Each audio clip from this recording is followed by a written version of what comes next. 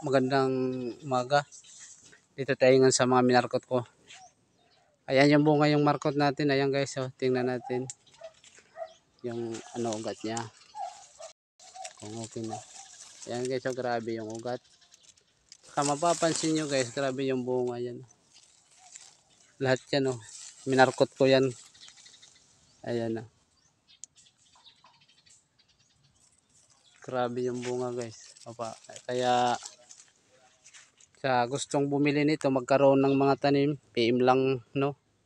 Ayan yung mga bunga, ikot-ikot tayo. Hindi lang yung isang puno. Ayan.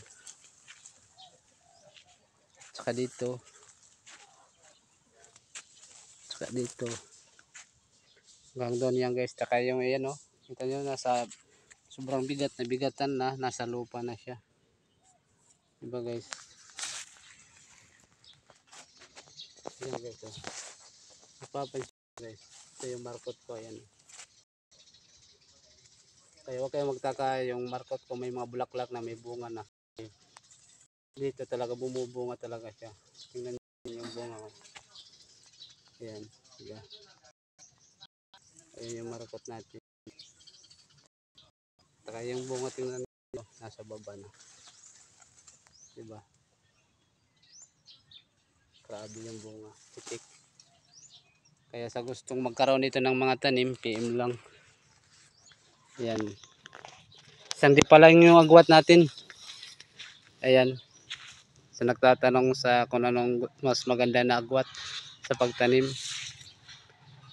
Sa amin kasi maliit lang yung lupa, isang di pa lang yan. Ayan, makikita nyo. Okay naman siya yung isang di pa. Tsaka ayan. Ayan, tsaka yan na. Yan lang. Pero tingnan nyo naman yung mga bunga guys. Oh. Kahit saan tayo mag-ikot, lahat yan may bunga. Ganun yan pag namunga yung markot natin. Hitik na hitik yan pag namunga. Lagi itong bumumunga, hindi ito, wala itong sinasabi na season. Sa pag-alaga lang nito, ayan o. Kikita nyo guys. Ayan o, kumpul-kumpul, grabe yung namunga to. Ganito yung markot natin. Ayan guys. Dito. Ayan.